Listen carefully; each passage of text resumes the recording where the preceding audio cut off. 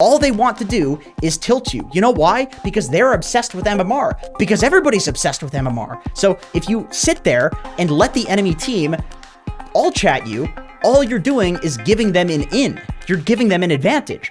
Don't even bother letting people have that chance. They are literally your enemies. You are competing versus them to win the game. Do not give them that chance. Hello friends, welcome to another Dota 2 video where we are going to be talking about the 8 cardinal sins of Dota. You could call it that. You could call it the 8 rules of gaining MMR. There is a rich, deep history to these rules. These are not actually my rules. These are rules that I have aggregated from pro players and friends and people that I have asked, pro players that I've asked on DPC panels, and all sorts of different sources. So these are basically an aggregation of all of the best pub rules that I could find from pro players. Hey, Arteezy, hey, Nico baby, how do you deal with your idiot teammates in pubs? And then a pro will go off and tell me all of the things that they do. What are their rules? And so this is the aggregation essentially of the best ones that I have found and that I have included and used myself over essentially 7 years of playing pubs in Dota. And usually when I personally follow these rules to a T, I don't lose MMR. I will cap out, I will max my MMR, I will rank up, I will learn, and it's easy to break free from these. It's easy to get baited into behaving essentially badly, but if you follow these, you will not lose MMR. Rule number 1, use the mute feature. You are not above toxicity. I'm not above toxicity. Nobody is above toxicity, period. We are all human, and negativity affects all of us in very spectacularly horrible ways. And this is true even if you don't react to it. If people are being aggressive dickheads to you in chat, your mind will scientifically enter a defensive and regressive state. In psychology, and I cite this a lot, so people are going to laugh at me. It's like, Jenkins, stop talking about this theory, but I love this one. In psychology, there's something called the broaden and build theory of positive emotions that shows that people learn and adapt more quickly when it comes to problem solving whenever they are subjected to positive stimuli. In other words, if I'm literally sitting here like, yeah, good job, and giving you compliments while you're playing, science literally shows that you will play better. And in fact, this is so physically true that they've done studies and they find that if somebody is being complimented, their eyes glance around the room more to observe information. Your brain goes into a state where you are so much more open to observing things and taking in your environment and learning things, which obviously is going to make you better at problem solving if you are having a good time. So, the important part. Here's where we get to the important part. Conversely, negative stimuli often results in the opposite. Defensive, regressive behavior will happen if I sit here and tell you how bad you are. And this is the exact same study where people's eyes were looking more around the room. People would look at the ground. People will be worse at problem solving whenever they're insulted. And once again, this is something that is true regardless of if you say, oh yeah, that doesn't affect me. It doesn't matter because I can see when I look at your eyes, when I'm studying you and I'm a scientist, I can see how you're perceiving things. I can look at your brain and look at brain scans and see that if you are being insulted, you are worse. You are worse at problem solving. You are worse at learning. You are worse at playing Dota. So this obviously is a huge problem for Dota because at its core, Dota is about adapting and about problem solving. And if you are in a regressive, defensive, non-observant state, there is absolutely no way that you are going to adapt to your environment. Why? Because you don't know what the hell's going on in your environment. Because you're not thinking about it. Because you're thinking about these insults. So, anyway, do not risk your sanity to deal with assholes. Don't do it. Don't give them the chance to ruin your brain. If somebody says something even remotely toxic, make sure that you mute them. Don't give them a chance to hinder your brain's problem-solving abilities. Rule number 2, don't play while hungry, angry, or tired.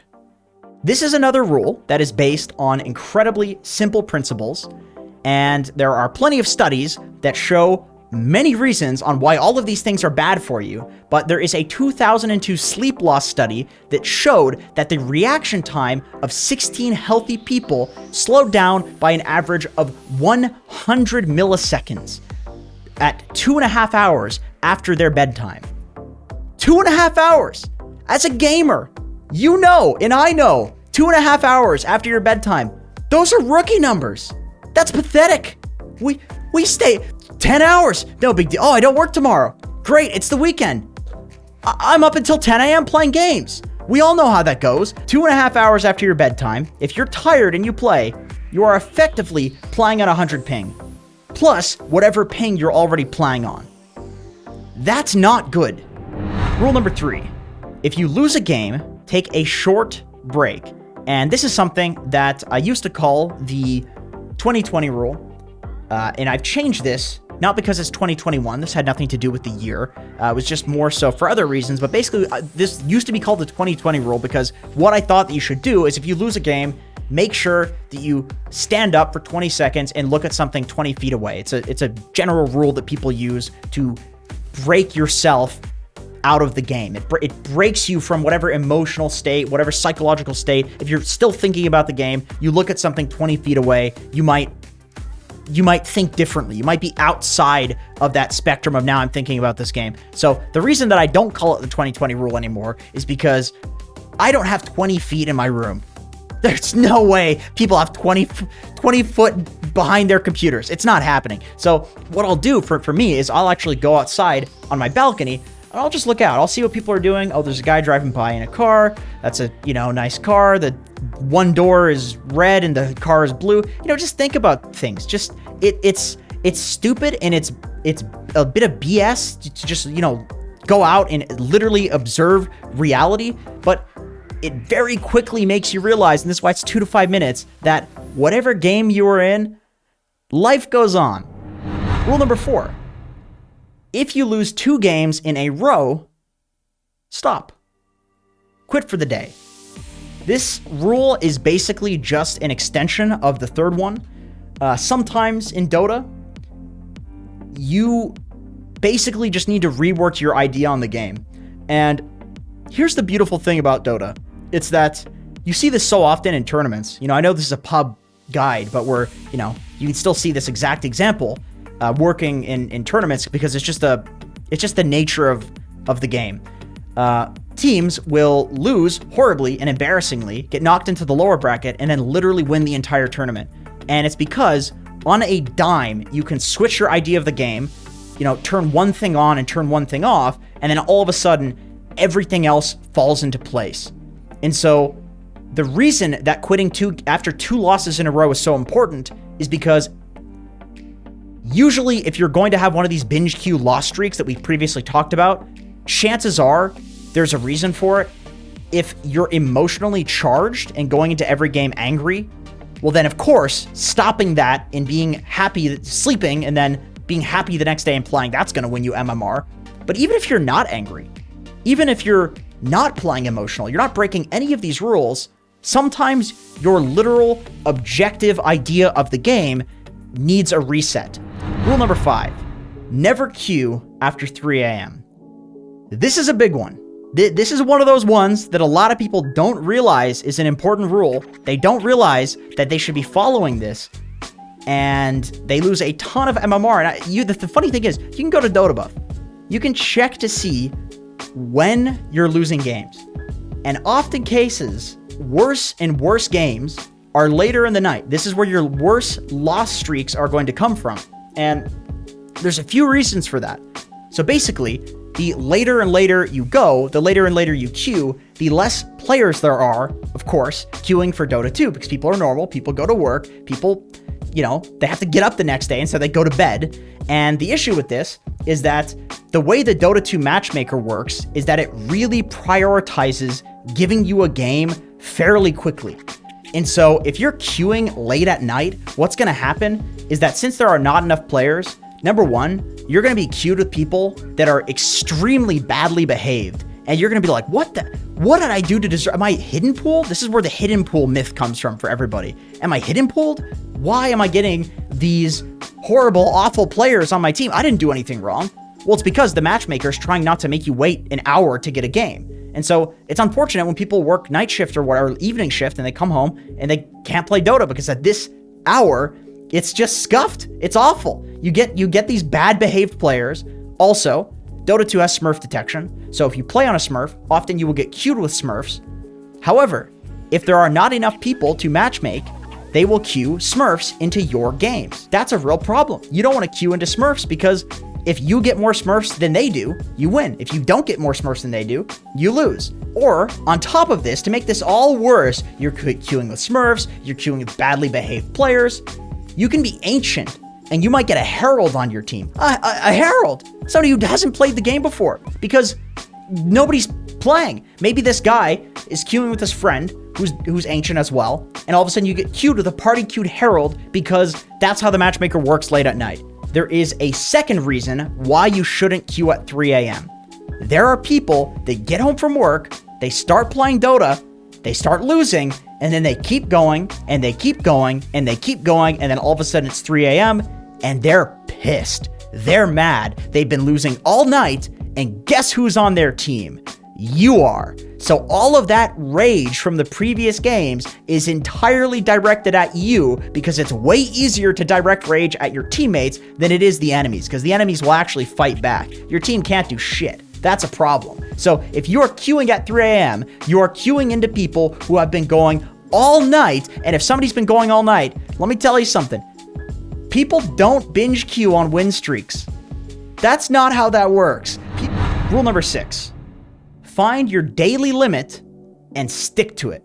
And what I mean by that is that ranked Dota is competitive. By its very definition, the higher MMR you go, the more ruthless, focused, and lifeless your opponents will be. If you at all care about your MMR, you will make sure to maximize your focus whenever you're playing a game. Unfortunately, we are all human. Well, I shouldn't say unfortunately. We're a great species, don't get me wrong, but we have our limits. Humans have limits. I personally cannot focus for 100%. I cannot 100% focus, I should say, in a game if I've queued 3 or 4 games already. I just can't. I cannot put that much energy into Dota games. It's not possible for me. After 4 really difficult games, I am mentally exhausted to the point where I can feel it. I become lazy and I autopilot in my next games. And autopilot's not good. It really isn't. You want to make sure that you are actually using your brain power to consciously think about, okay, here's how the map is positioned. Here's the enemy heroes that are on the enemy team. What is the best thing that I can do right now? That level of macro problem solving does not happen subconsciously. And if you are mentally exhausted, you are not going to be able to consciously think of things like that. It's not going to be remotely possible. So make sure that if you find that you go on autopilot mode, which very quickly will become noticeable because you'll lose. If you are doing your Dota sessions, you're queuing 6 games in a row, and the 6th and the 7th games, it's not feeling too good, then queue for 5. And if you still want to get that Dota itch out, get a Smurf, queue unranked, queue for practice modes, queue for the fun game modes, whatever it's called, overthrow. That's fine. Do that. Get it out of your system. Maybe watch Dota, watch some replays, maybe watch some competitive, watch some live games, but do not risk your MMR because you are going over your limit of focus. Number 7, get an alt account or play unranked and other game modes. So, maybe you want to play with friends. Maybe your friends kind of suck. That's okay. My friends suck at Dota. That's okay. Doesn't really matter what the reason is. Sometimes you want to queue when maybe you're breaking one of these rules. Maybe you're queuing at 3 a.m. because your buddy just hits you up and says, hey, you want to play some Dota? I've been drinking. Okay, that sounds like a good idea for my MMR. Play with my buddy who's been drinking. I don't want to say no. You know, this is my buddy. I want to play with him. But not so good for my MMR. Pop on another account that's, of course, at the same rating. We don't do anything illegal here. That's perfectly Valve endorsed. You can have another account as long as it's about the same bracket. That's fine. If you aren't comfortable with that, play some unranked, play some other game modes, but make sure that you are not going into ranked whenever you are breaking any of these rules, and that is why you want to have these other ways of getting the Dota 2 out of your system. So, number 8, play with 0 distractions. It boggles my mind how many people will Alt-tab, they'll look at their phone, they'll have their other monitor up, maybe with some stream up there. There's always some distraction for a lot of gamers. And once again, life happens. It's totally reasonable to do that. It's not wrong by any means, of course, but if you care at all about your MMR, you want to make sure that you are dealing with these things not during the Dota match. And this goes back to this idea that the higher MMR you get, the more ruthless and competitive people will get, where every single piece of their essence is focused on beating your ass in the game. And so if you are not focusing equally as hard, they will crush you. And the issue with Dota is that one single play can make or break the game. The rule, or the kind of language that I use to describe this thing, is that 40% of Dota matches are stomps, where you win. Another 40% are stomps, where you lose. You can't do anything. You're done. You lose. 20% of Dota matches are ones that are close. And in these games, your impact can actually make you win the game. And the thing is, your impact is determined often by a single bad death, by a single good play that gets you ahead and you snowball. That is the nature of how snowbally Dota is. And so where people don't realize they're losing a lot of MMR week after week is that a pause will happen. And then when the game is paused, the person will Alt-tab, go to Reddit, see what's going on. You know, they'll go to, you know, I don't know. They'll just open up their browser. They'll open up their phone. They'll open up things they probably shouldn't be opening up on their browser in incognito mode. We won't talk about that, but they will be mega distracted from the Dota game. And then you get back into it. Oh, where was the enemy lion who has a blink dagger? Where's the puck who has coil up? I don't remember. This was like 10 minutes ago. I'm sitting here waiting for the pause, and in this moment, you can die. This makes it so that you can't lane anymore. Because you can't lane anymore, you lose your tower. You lose your tower. All of a sudden, the enemy team takes your mid tower. All of a sudden, you have 3 cores who only one of them can farm. That hero dies once, you lose. And this is all because you paused, or the game paused, I should say, and you Alt-tabbed. And so, it sounds so stupid, but once again, this is something that personally for me, having played like 10,000 Dota matches, literally hundreds of them probably, I've lost because of some moment where I got distracted with something in real life, and it happens. It's not the worst thing ever, but if you can avoid it, you want to make sure that you are, because otherwise you're going to lose games to anybody that is avoiding it themselves. That's it. Try the rules out. Let us know what you think about them. Let us know if it's going well. And I appreciate you checking this video out, and I hope to see you in another video.